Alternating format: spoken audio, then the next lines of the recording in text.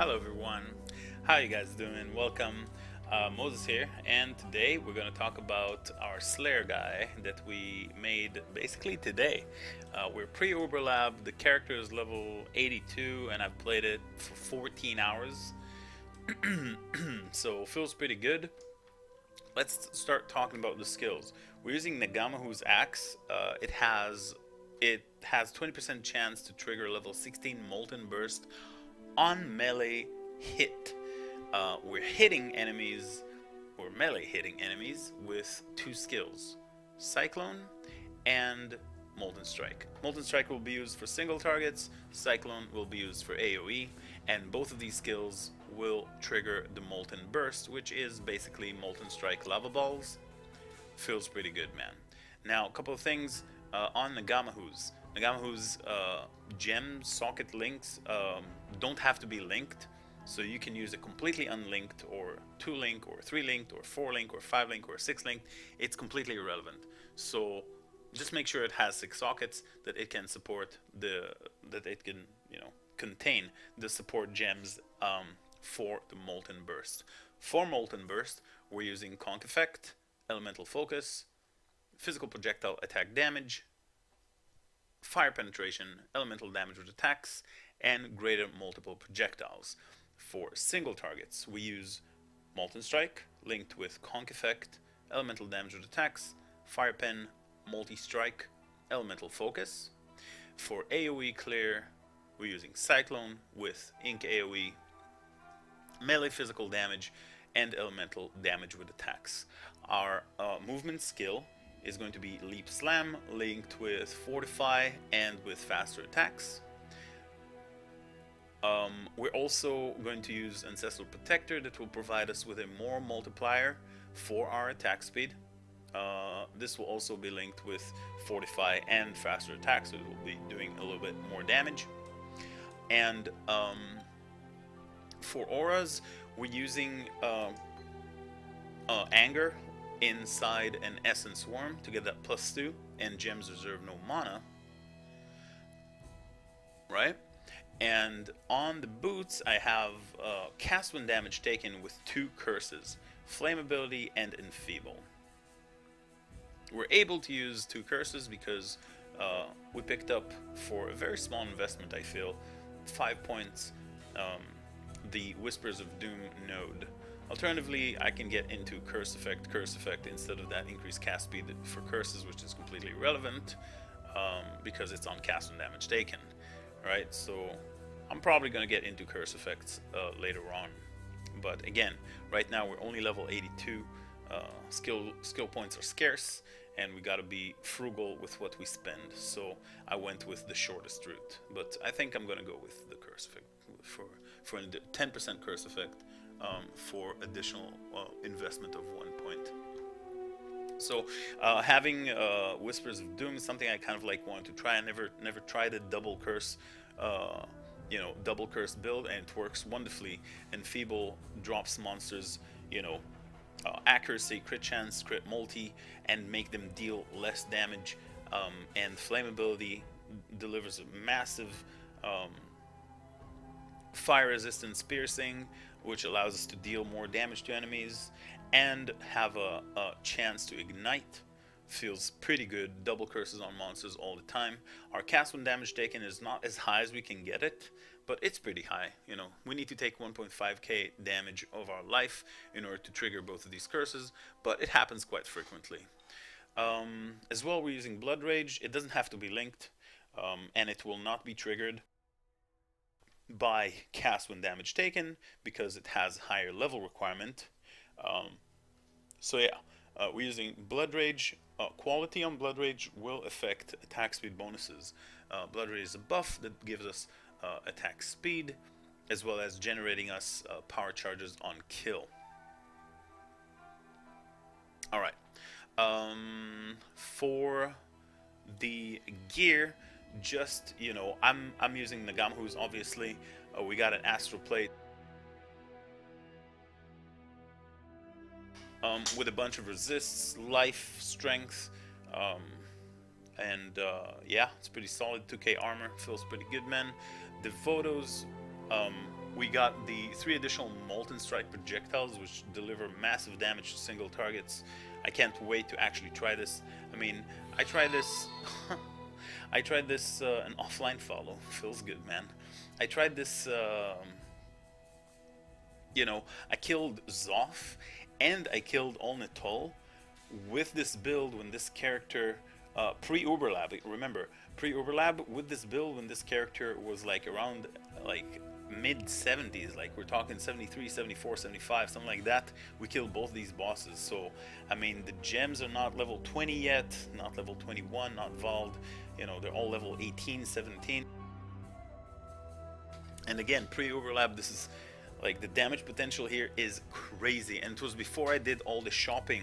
I had some leveling gear, like my gear was a mess. And I mean, still pretty good, but kind of a mess. Since then, we managed to buy lots of stuff. I'm going to show you some of the things that we got here. I got this ring with the resistances that I need. Lightning damage to attacks completely irrelevant, but this ring had accuracy and high elemental damage with attacks, as well as strength and life, which I wanted and needed for my character.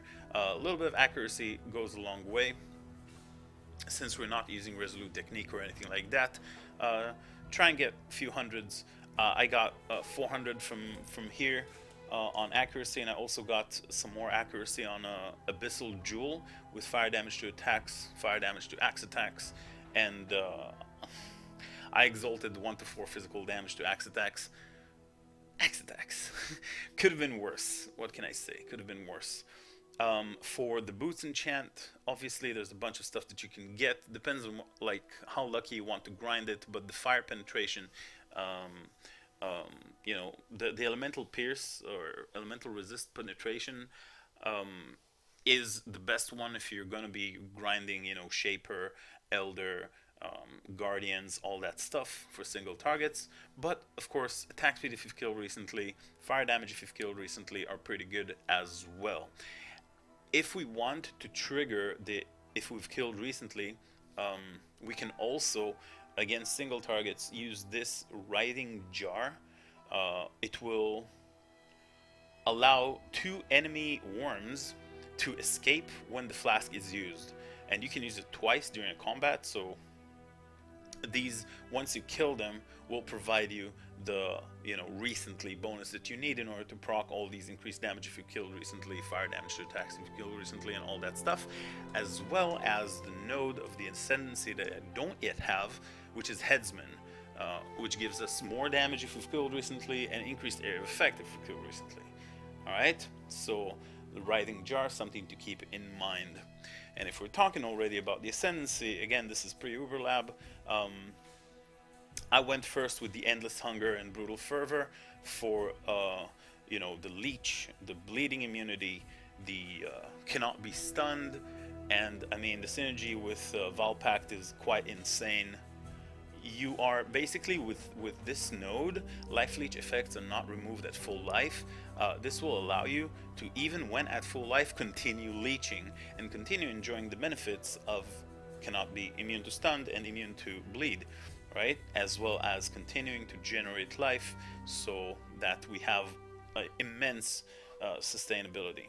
Over here, we get Bane of Legends, which allow us to get the Onslaught bonus. Pretty good stuff.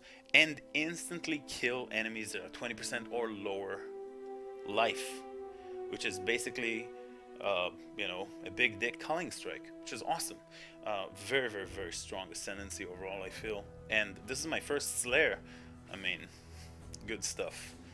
Other than that, we are using several keystones, which are important to mention. Other than Valpact, we're using Point Blank for projectile attacks to deal up to 50% more damage. And since we're always in melee range, so this will deal a massive more multiplier. Also, we are using Iron Grip to make to make strength physical damage bonus also apply to projectiles. And since it's all about the lava burst and molten strike, molten balls, then we're actually getting huge benefit out of Iron Grip. And lastly, we're using Elemental Overload, which gives us 40% more damage if you've crit recently. Not really recently, the past 8 seconds, which is double recently. Recently usually refers to 4 seconds, here in the past 8 seconds. This is not a crit build, but we are attacking pretty fast, and even critical strike chance 5%.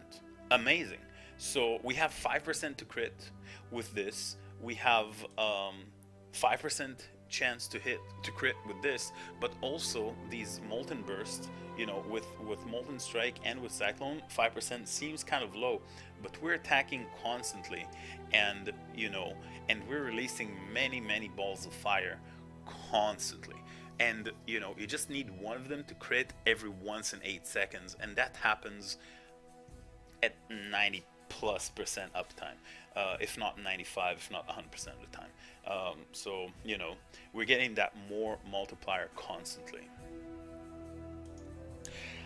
I believe I talked about everything except these these threshold jewels. Those are first priority.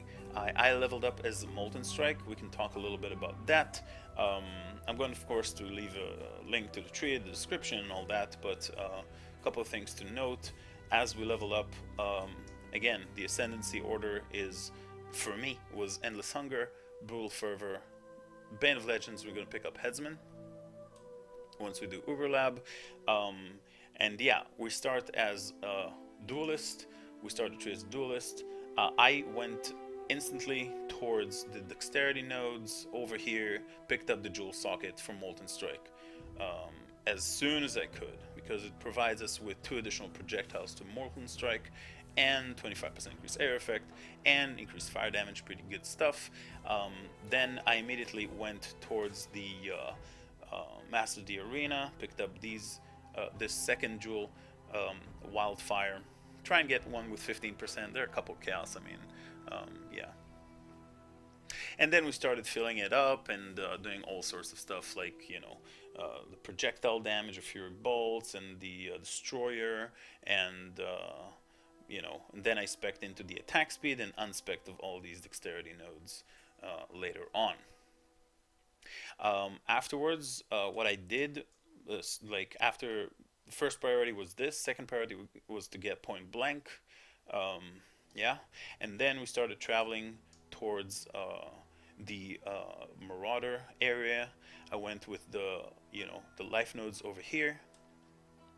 I went with Constitution and the attack speed. Actually, it was attack speed first and then Constitution. Again, the order of which I personally leveled up is not that significant. You're getting these skill points as you level up, you know, very fast. I mean, you know, you're going to be able to build a skeleton of like the beginning of the tree super quickly. The important things to note, and from this point on, it's kind of like very self-explanatory, but the important thing to note is get the jewel sockets as first, as a first priority, and then grab Point Blank second, you know, in priority. Of course, we're picking up the Hatchet Master later on for all the axe damage and attack speed and all that stuff. We're gonna get Lava Lash as well. Blood Magic is once you get 2 maps and once you got the gear. You know, until then, you're just going to be using a Mana Flask, and you're going to be using Herald of Ash as well as Anger, not in an Essence Worm. Or in an Essence Worm, depends on what's more comfortable for you. While I was leveling, I was using this Stash Tab. Wait. While I was leveling, I was using Praxis, very comfortable, Carnage Heart, Ember Wake. Yep, these are the rings and amulets. Okay, so I was using this Stash Tab right here. Praxis gives us a bunch of mana and reduces mana cost of skill. A very good ring. This gives us more fire damage and inflict another ignite on enemies, so ignite can stack twice. And I got a Carnage Heart at level 20. Gives us a bunch of all attributes, and then some resists, and then all that leech and increased damage while leeching and all that stuff. So I felt pretty comfortable because of the all attributes to be using this. Of course, this is just leveling gear. Other than that, when it comes to leveling gear, I used Wide Swing, Cauterizer, Joffrey's Baptism, and where is this weapon? Here, the Limb Split. Limb Split early on, you can use that from level 13. From level 1, you can use Redbeak. I was dual-wielding Redbeaks from level 1. With, you know, with Molten Strike, you can equip that from level 1 and just roll. When you get the Wildfire Jewel, life becomes so easy. You get the second one. I mean, it's super fun. Super fun little skill. When later on, when you can, I mean, yeah, later on you pick up the Cauterizer. I think that's how you're supposed to pronounce it. This is an amazing weapon. I mean, this is just 70% of physical is extra fire. This is insane with that Culling Strike. Very nice weapon. Yeah, I think it's like 10 cows or something. Amazing weapon. Just going to carry you until you can equip the Ngamahus at level 55. Alright, other leveling gear, Gold Rim, standard stuff, Tabula, I didn't even use these boots, Lactonial Caress, you can use these at level 1, Belt Deceiver, I was using Lionized Paws, they add a little bit of fire damage, gives us some nice little stats. We had also...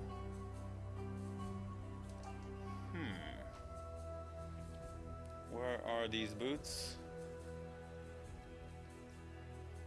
Wanderlust, right? Yeah, they're pretty standard boots. I don't know. They got lost.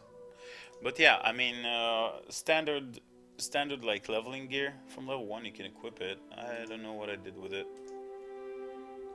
Oh, there they are. Wanderlust. So you can equip these from level 1 already. You know, when you're leveling, feels pretty good. That's pretty much it. When it comes to flasks, there's a bunch of stuff that you can do, honestly, but I went with Sulfur Flask that gives us this consecrated ground. Consecrated ground is completely irrelevant, but it does gives us a nice little increased damage. You know, 40% with the suffix of heat to remove freezes. Experimenters of Adrenaline could arguably be changed to a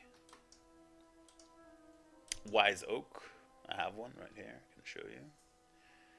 Give me a second. There we go. Wise Oak is a nice little flask. It gives us resistances and gives us penetration of 10 to 15 resist of our highest element. So ours is going to be fire, hopefully, and then we're going to get that fire penetration. You can change that. Quartz Flask for the extra dodge and phasing, which is pretty sweet. Of warding to remove curses. Experimenters for the extra duration. And Dying Sun to add 2 additional projectiles during flask effect. Now this procs off of your Ngamahu's Molten Burst and your, of course, your Molten Strike. So you're going to get 2 additional projectiles, which is a pretty significant DPS boost. For the life, you can use either, I don't know, whatever you have left that you're missing. You can either use some instant flask. Normally you won't even use it, honestly. That's why I keep it on my number 5, because I mean it's just like an emergency button. But like, we're sustaining so much life that I honestly think about removing completely the life flask. But if you choose to use a life flask, then you can use an instant one with curing and dowsing to remove burning, to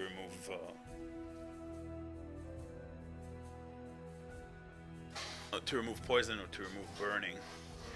I believe this is it for the build, guys. I believe this is it for the build. Wow, I've talked a lot. There's probably a lot more that I haven't said. There's probably a lot more to say. And honestly, I've been streaming for like... Man, I found the Count's Heart with this character, by the way. with 40%. It was perfect. Yeah, the first breach that we did. Yeah, we've already been quite lucky already. Let's get into a map. Now again, this is just a, I mean, I guess I could do a Spider Forest. Maybe we drop a, every time I'm making a video, I feel like Spider Forest is the go-to map, because maybe we get a, you know, a doctor card, and it'd be pretty sweet. Yeah, temp chain's kind of bad. I mean, we get removal, but still. Elemental weakness seems good. 2 additional rogue exiles. Let's go. Let's destroy them. Double breaches. Let's go. The twins. Powerful twin monsters. Ooh. Okay, Blood Rage is up. And all the fireballs. Many, many, many fireballs. Now, Molten, this game, I mean, the Whirlwind Cyclone, right? It's a bit different. You really kind of like have to aim a bit close to the, to your character in order to control. Because what it will do is that it will cyclone all the way to where you right click. Okay, so if I right click here, it will cyclone and my character will be locked in that trajectory. I won't be able to move my character. So always make sure that when you cyclone, you're you know, aiming near your character so that you'll have the most control off of it. And you can see, like, my life is almost full at all times. Like, my life is full almost all the time. And I mean, we're destroying stuff. Feels pretty good. And let me take a little bit of damage right now. See, I'm taking damage and I'm leeching right now. See how my life jumps down? This is the effect of the overleech. And also pay attention. You see how long it continues? I mean, it's insane. And also pay attention. You see that the enemies have double curses, so they're enfeebled and yeah, they're both enfeebled and they're yeah, they have the flame ability on. Let's go and kill the Blood Rage up. Let's go and kill this breach. Now you may notice, I mean, there are a couple of things that, I mean, kind of bother me that might I might end up changing. I don't have a golem, but honestly, golems kind of like, they're annoying. They die all the time, and you know, even with support gems, I mean, they're just so squishy. They die kind of like all the time. So I gave up golem, I think, for this build. But if you want to use a golem, I would suggest fire golem, because it gives us, you know, an increased damage. Again, this character is before we did Uberlab, guys. I mean, this is insane. Like, the sustainability is really good. The damn, I got elemental weakness now. No flasks, rip. So yeah, the sustainability is really good, and the damage is quite awesome as well. Blood Rage up, and you see we have like maximum life. We're still leeching. Look at that. We're still leeching this entire time. The overkill works over time. Right, that overkill damage. So you see, when we're right-clicking, the Molten Burst procs, these are, yeah, and this is an exile. Molten Strike will destroy him in an instant, or her. I think it was her. I don't know. I couldn't tell. It died too quickly, honestly. So, twin monsters feels good. I mean, man, the build is very like a lot of fun. I had my doubts when it comes to Cyclone. Personally, but I gotta say, this whole leap slam action, super quick. We get the fortify bonus all the time, and I mean, leaping is super quick, and the build feels very smooth. There's an exile here. Where are you? Here. Oh shit! I think I lost him. Calling strike. Boom. 20%. He's dead. Got an all-toll breach here. Seems good. Stuff dies, man. What else is there to say? Build pretty solid. I like it a lot, actually, and I'm yeah, quite happy that it works, because I had my doubts. I mean, Valpak. Oh, this is all Nitol. Let's destroy him. Perfect for the breach. Look at that. I mean, instant. almost. And again, we're talking pre-overlap, right? So we're gonna get more multiplier if we've killed recently, and in KOE. That's only told just there. He just spawned and died. We killed him in his own breach earlier on, so I mean, it's not like it's the first time we're killing him on stream. We did an all-in-toll breach. Yeah. We're still Hing, by the way. Like, this entire time, I could just stand here, take damage, hit me. See? Life goes up. It's pretty ridiculous, if you think about it. It's pretty ridiculous. Honestly, I know no GG employee or, you know, is watching this, so I can just say I think it deserves a bit of a nerf. A bit of a nerf. Because, damn, man, I mean, that's OP. I mean, I kill a monster, and 20 seconds later I'm still leeching. How about 6 seconds later I'm still leeching? No? I don't know, man. I don't want to get too much into the mechanics. Let them design the skills and all that. I'm just here to play the video game. But it does feel a bit OP. It does feel a bit OP, I must say. So, there you go. Some more monsters die. Doctor will not drop for us this map. We already killed both of our breaches, so chances for a doctor are pretty slim. Generally, chances for a doctor are pretty slim, although it could have been pretty sweet if we did, in fact, drop him. Here we go. We got that action going. Detonate dead. So, ooh, double maps. Double tier 13 out of tier 11 feels good. So yeah, streamer RNG confirmed. This is the build. Hope you guys enjoyed the video. 26 minutes. Oh man, this was a short one. I really tried on that one. I really tried to make it short. I really tried to bring also all the information. Again, when it comes to flasks, guys, do what you want. I mean, this is, I'm probably gonna change some stuff. This is not set in stone. Maybe a sulfur flask. I don't know. Perhaps we changed it to something else. But yeah, hope you guys enjoyed the video. Thank you all for watching. Make sure to come and visit the stream. We're going to celebrate 5 years of streaming. It's going to happen. Don't forget to be there, guys. Don't forget to be there. I'll take it personally. Just kidding, I won't. See you guys tomorrow. I mean, on stream. It's probably going to be tomorrow. I'm going to sleep. Man, it's been like, holy shit. It's been, I don't know, man. I've been streaming for like ever. You know, and after the stream, I was like, I mean, it's 3 a.m. I've been streaming the whole day. I'm so tired. I should probably go to sleep right now. Bye-bye. Take care, guys. Bye-bye.